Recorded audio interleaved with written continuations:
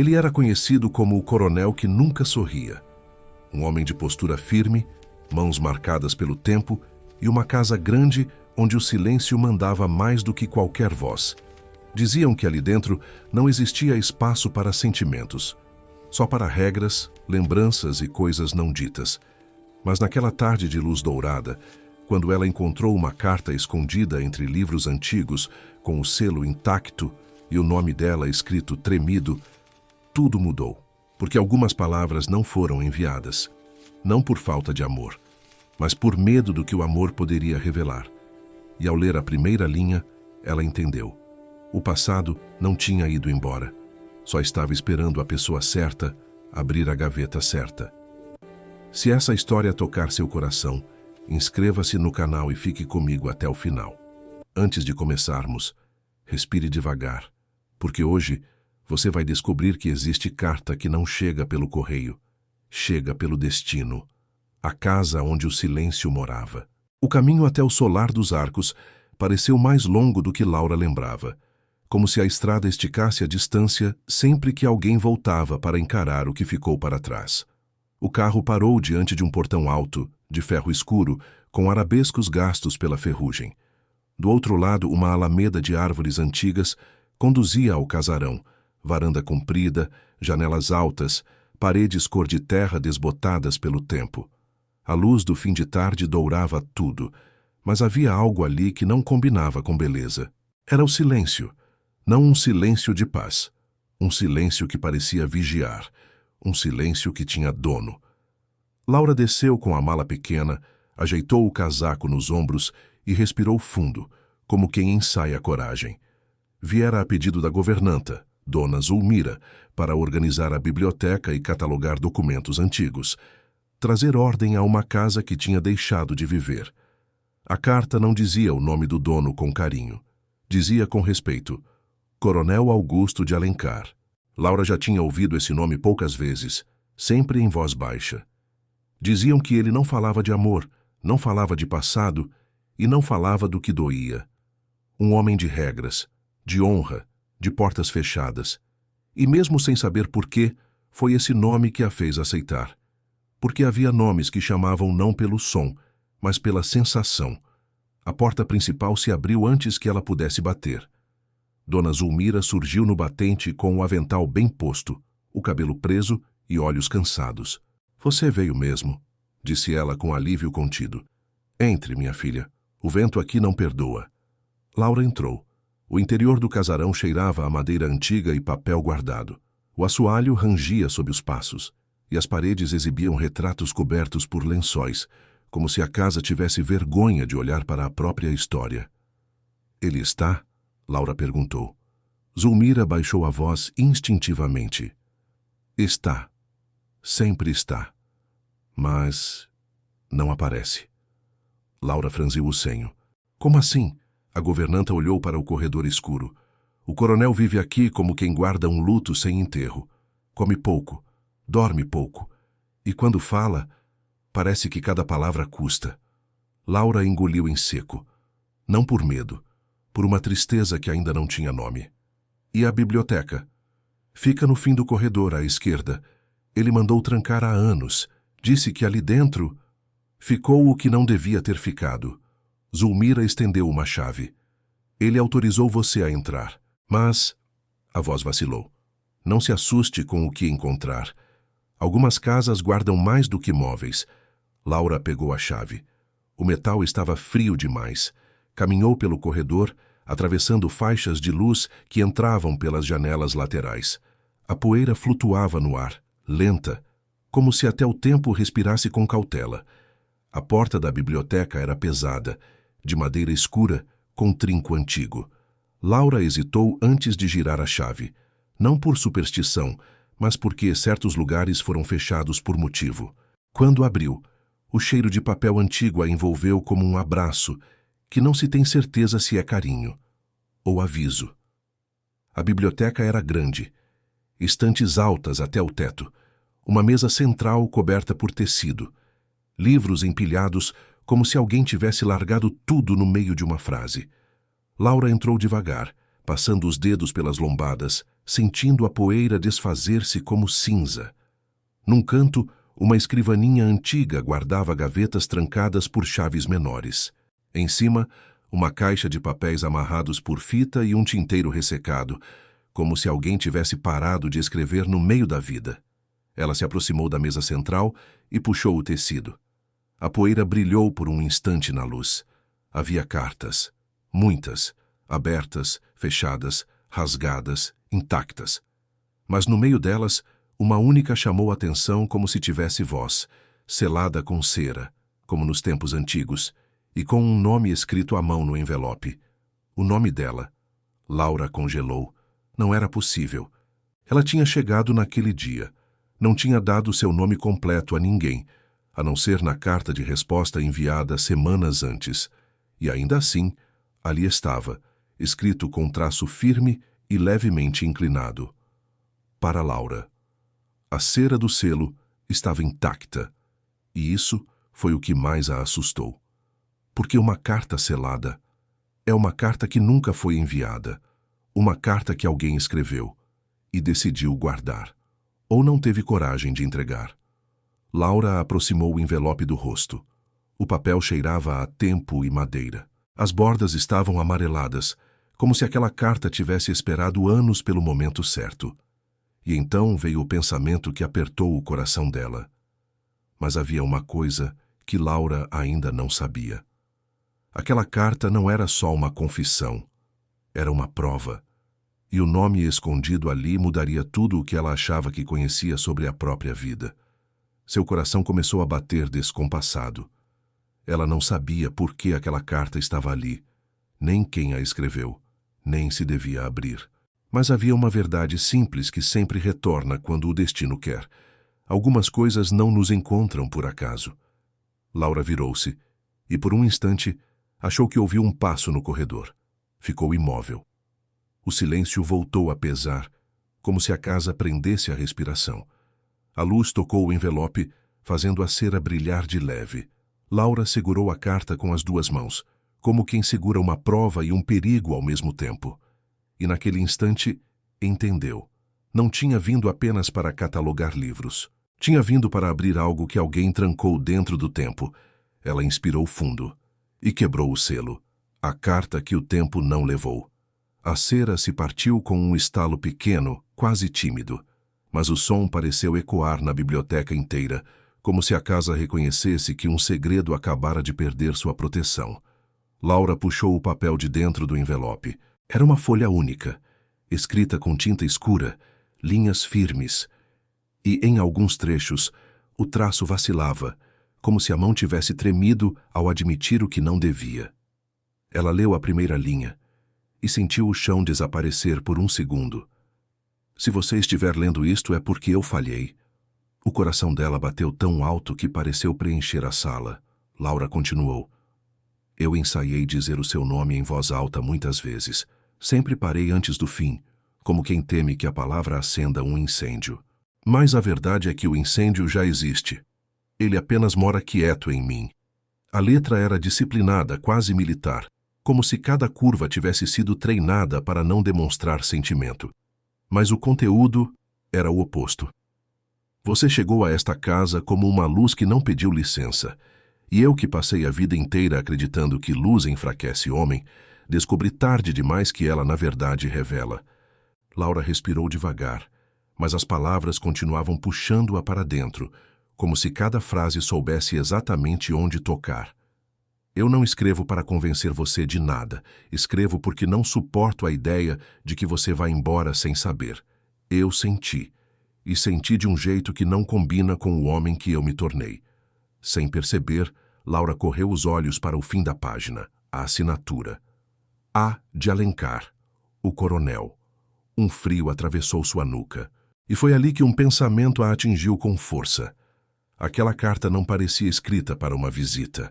Parecia escrita para alguém que ele conhecia por dentro, como se ele tivesse passado anos observando um mesmo silêncio, um mesmo jeito de engolir a dor que Laura reconhecia na própria vida. Então por que a carta estava selada? Porque nunca chegou até ela. Porque ficou escondida, intacta, como se tivesse sido escrita e imediatamente condenada ao esquecimento. Laura voltou ao início e leu de novo, agora mais devagar, como quem procura um nome escondido entre as linhas, e então chegou ao trecho que fez suas mãos tremerem. Se eu não lhe disse nada, não foi por orgulho, foi por medo. Eu vi o que este mundo faz com mulheres como você. Vi promessas virarem escândalo, vi carinho virar culpa. E eu, covarde de um jeito que nunca admiti nem diante de Deus, escolhi o silêncio para tentar proteger você. As lágrimas subiram sem aviso, não porque Laura entendia tudo, mas porque reconheceu aquela lógica cruel. Calar como se calar fosse amor. Ela ouviu um rangido atrás da porta. Desta vez não foi imaginação. A porta da biblioteca não se abriu inteira. Apenas o suficiente para deixar passar uma faixa de luz do corredor. E nela surgiu uma sombra alta. E quem lhe deu permissão para mexer nisso? Uma voz masculina perguntou. Grave, baixa, controlada. Laura virou-se lentamente. No batente, o coronel Augusto de Alencar estava parado como um retrato vivo. Alto, ombros retos, cabelos tocados pelo cinza e um olhar treinado para não demonstrar fraqueza. Vestia camisa clara e colete escuro, simples, mas impecável, as mãos cruzadas atrás do corpo, como se segurasse o próprio temperamento para não avançar. Ele não parecia bravo. Parecia exposto. Os olhos dele encontraram a carta nas mãos de Laura, e por um segundo, só um, o controle falhou. Uma dor antiga atravessou seu rosto, rápida demais para qualquer outro perceber. Mas Laura viu. Porque quando alguém lê uma carta assim, aprende a enxergar o que está escondido. A voz dela saiu fraca. Eu encontrei na mesa. Estava com meu nome. O coronel deu um passo para dentro, sem pressa. Cada passo parecia pesar, como se ele caminhasse carregando culpa. Essa carta não devia existir mais, ele disse. Laura apertou o papel. Mas existe. Ele parou a poucos metros dela. O olhar dele não era agressivo.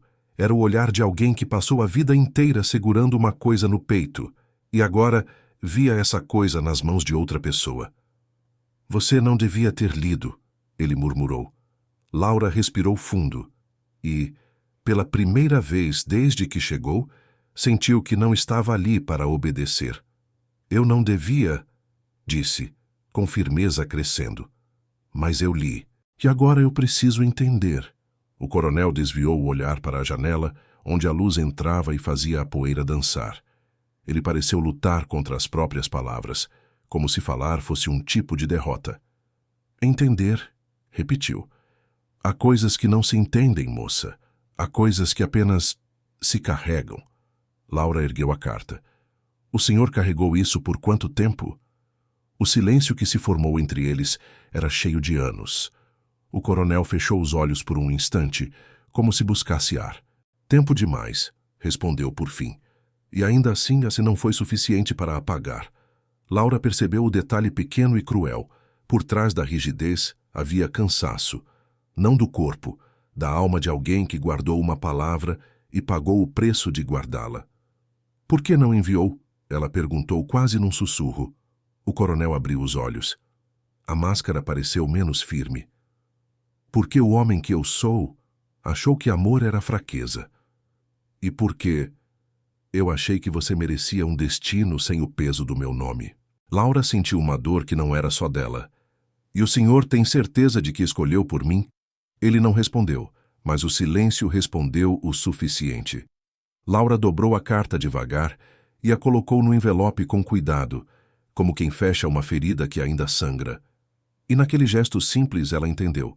Aquela carta não era só confissão, era uma ponte. E pontes, uma vez abertas, exigem travessia. O coronel deu um passo até a mesa. Olhou para as outras cartas, para os livros, para o tinteiro seco, como se encarasse a própria vida interrompida. Amanhã as chaves dessa sala ficam comigo, disse ele, tentando recuperar o tom duro. Laura ergueu o olhar e respondeu sem agressividade, mas com verdade. Pode ficar com as chaves, coronel, mas não dá mais para trancar o que já foi lido. Ele ficou imóvel. Laura saiu da biblioteca com o envelope nas mãos e uma certeza no peito que a assustou. Não era raiva, era compaixão, porque ela entendeu que o amor às vezes não parte. Ele apenas fica preso, esperando alguém ter coragem de abrir a gaveta certa. O nome escondido entre as páginas. Naquela noite, Laura não conseguiu dormir. O quarto de hóspedes era amplo, com cortinas pesadas e móveis antigos que pareciam colocados ali para manter o passado no lugar. A luz do lampião tremia na parede, desenhando sombras compridas, como se a casa insistisse em conversar, mesmo quando todos tentavam calar.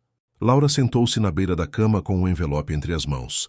A carta do coronel, selada por anos como um juramento, agora parecia viva, não pelo papel, mas pelo peso. Quanto mais ela relia, mais entendia. Aquilo não era impulso. Era disciplina em cima de dor. Do corredor vieram passos, firmes, lentamente medidos, como alguém que pesa cada movimento. Os passos pararam do lado de fora do quarto por um instante, e então se afastaram. Laura sentiu o peito apertar. O coronel estava ali, atrás da porta, sem coragem de bater, ou sem coragem de ser ouvido. Ela se levantou, abriu a mala e tirou seu caderno de anotações. Escreveu uma frase, sem pensar demais, como quem deixa uma migalha para o destino seguir. Há cartas que não foram enviadas, mas não existe carta escrita em vão. Pegou um xale e saiu. O casarão estava escuro, mas não completamente. Algumas lamparinas permaneciam acesas ao longo do corredor, como se aquela noite nunca fosse total. Laura caminhou até a biblioteca, a porta fechada como o coronel prometera. As chaves agora estavam com ele. Ainda assim, o cheiro de papel parecia preso no ar, como se a sala continuasse respirando segredo. Ela voltou para o salão principal. Foi então que notou um relógio antigo sobre a lareira com pêndulo ainda funcionando. O som era baixo demais, quase um sussurro. Tic-tac, tic-tac. Como se a casa contasse os anos que alguém perdeu. Laura sentou-se na poltrona e deixou o pêndulo hipnotizar seus pensamentos. As peças começaram a se alinhar sozinhas. A carta tinha o nome dela. O coronel escreveu como se a conhecesse por dentro.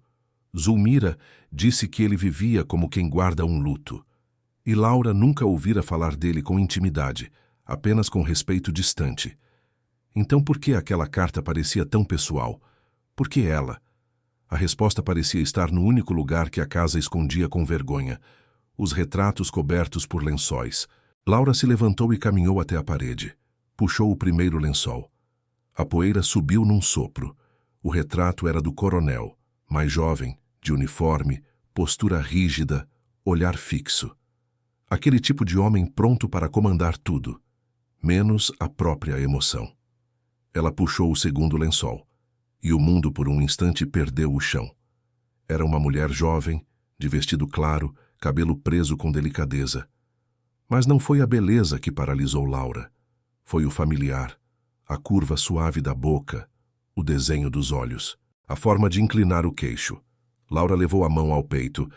No canto inferior, o nome quase apagado, Cecília. Laura sussurrou sem ar. Cecília. Era o nome da avó dela. A mãe dizia poucas vezes, sempre do mesmo jeito. Sua avó morreu cedo. Nunca contou como, nunca contou por quê. Laura ficou imóvel diante do retrato, como se a casa a obrigasse a encarar aquela mulher até entender. E então viu o detalhe que fez seu estômago revirar. No dedo anelar, um anel simples, com uma pedra azul. Laura conhecia aquele anel. Sua mãe guardava um igual numa caixinha dentro da gaveta. Chamava de lembrança antiga e mudava de assunto sempre que alguém perguntava. A sala pareceu girar. Laura olhou de novo para o retrato do coronel, e as peças se encaixaram com uma clareza cruel. Se Cecília era a avó dela, se o anel era o mesmo, então o coronel não era apenas um homem desconhecido. Era alguém ligado ao sangue dela. E a carta não era só amor. Era culpa. Era segredo. Era consequência. Laura sentiu as mãos tremerem. Precisava confirmar. E só havia uma pessoa naquela casa que sabia mais do que dizia. Dona Zulmira. Ela foi até a cozinha. Uma lamparina ainda estava acesa. O cheiro de lenha fria e café antigo permanecia no ar. E lá estava Zulmira sentada à mesa, como se não dormisse, como se esperasse aquela visita. Quando viu Laura, a governanta baixou os olhos por um instante. Você viu o retrato, disse, antes mesmo da pergunta. Laura engoliu em seco. Cecília, era minha avó. Zulmira fechou os olhos lentamente. Sim. E o coronel... Laura tentou dizer, mas a palavra travou. Zulmira respirou fundo, como quem abre uma porta que nunca deveria ter fechado. O coronel Augusto foi o grande amor dela, e a grande ferida também. Laura sentiu a garganta arder. Então, a carta. Zulmira olhou para as mãos, medindo o tamanho da verdade. Essa carta não foi escrita para você, no começo, ela disse. Foi escrita para Cecília, mas ela nunca recebeu. Laura apertou o envelope. Por quê? Zulmira levantou os olhos e neles havia uma tristeza antiga. Porque naquela época, os homens não tinham medo de amar. Tinham medo do que o amor custava. Laura sentiu o corpo gelar. O que aconteceu com ela? Zulmira demorou um segundo, como se escolhesse palavras para não quebrar de vez o que restava. Cecília partiu desta casa sem despedida, grávida, e o coronel ficou, achando que o silêncio era a única forma de manter a honra. Laura arregalou os olhos. Grávida. Zulmira assentiu com um peso que parecia não caber nela. Sua mãe nasceu longe daqui. Voltou já moça por pouco tempo. O coronel viu de longe. Soube, mas não tocou no assunto, porque admitir seria desmoronar tudo o que ele construiu para sobreviver. Laura sentiu o coração bater forte. Então ele sabia? Sempre soube, Zulmira disse. E desde então vive como quem paga uma dívida que não tem como quitar. Laura se apoiou na cadeira sem forças. A carta que ela encontrou era o que sobrou de um amor interrompido. E ela, Laura, era a continuação viva de uma história que nunca foi dita em voz alta. Zulmira enxugou os olhos com o avental. Você entende agora por que essa casa é tão silenciosa? Murmurou. Porque aqui dentro existe um amor que nunca foi enterrado direito.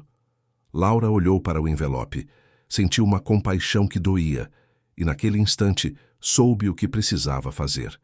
Não podia ir embora com aquela verdade. Precisava colocar a carta no lugar certo, não na gaveta, não na mesa. No coração de quem a escreveu. Quando o amor volta a ter nome. O dia amanheceu com névoa leve, e a luz dourada atravessou as janelas, como se quisesse pedir perdão por todas as noites que aquela casa viveu no escuro. Laura acordou cedo, e percebeu que não tinha sido a primeira. O cheiro de café fresco vinha da cozinha, raro demais para aquele lugar. Na mesa, a xícara dela já estava posta, como se Dona Zulmira tivesse preparado mais do que café, tivesse preparado coragem. Ele está no jardim, disse a governanta em voz baixa. Desde antes do sol. Ele faz isso quando a culpa aperta. Laura pegou o envelope e a carta. Sentiu o papel pesar mais do que qualquer mala. E foi. O jardim do solar era bonito, apesar do abandono. Roseiras antigas, um banco de pedra coberto por folhas secas, uma fonte quebrada que um dia deve ter cantado água.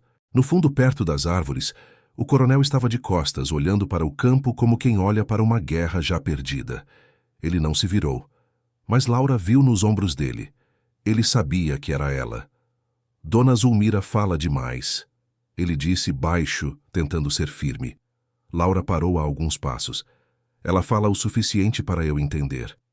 O vento mexeu levemente nos cabelos dele, e por um instante o homem rígido pareceu apenas cansado. Você não devia se envolver, ele murmurou. Laura respirou fundo. Eu já estou envolvida. Eu sempre estive. Só não sabia.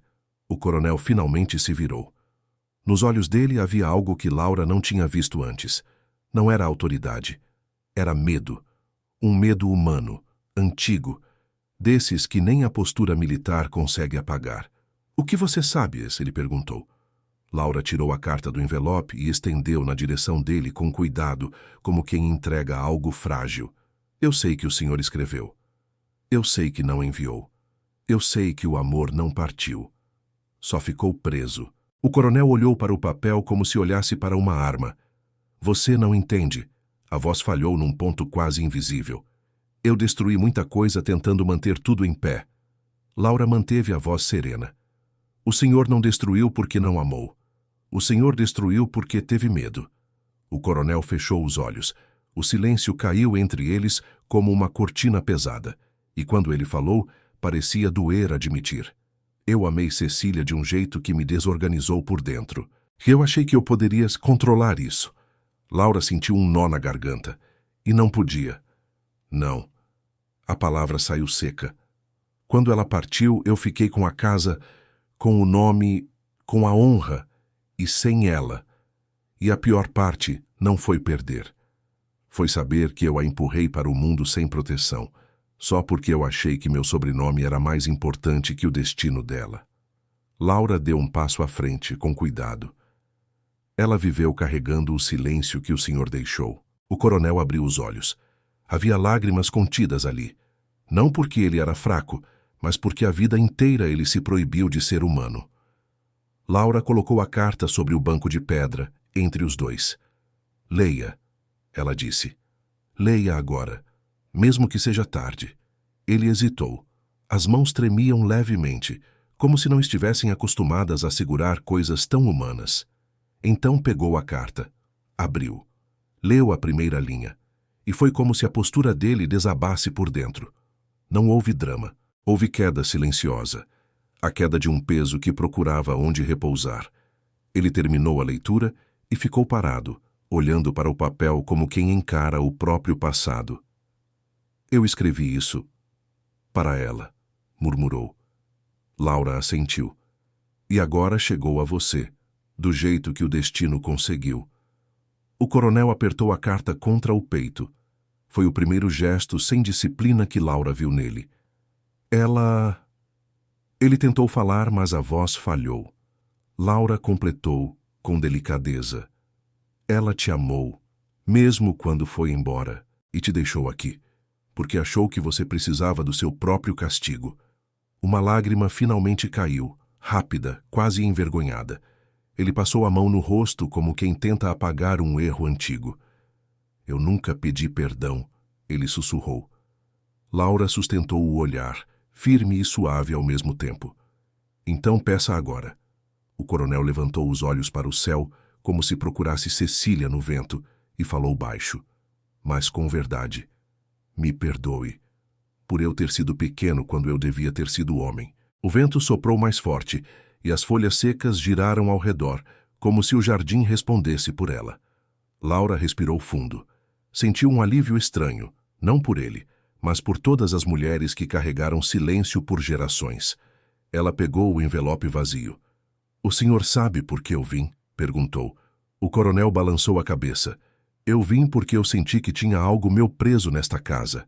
E agora eu sei, tinha. Era a história da minha avó. Era o silêncio da minha mãe.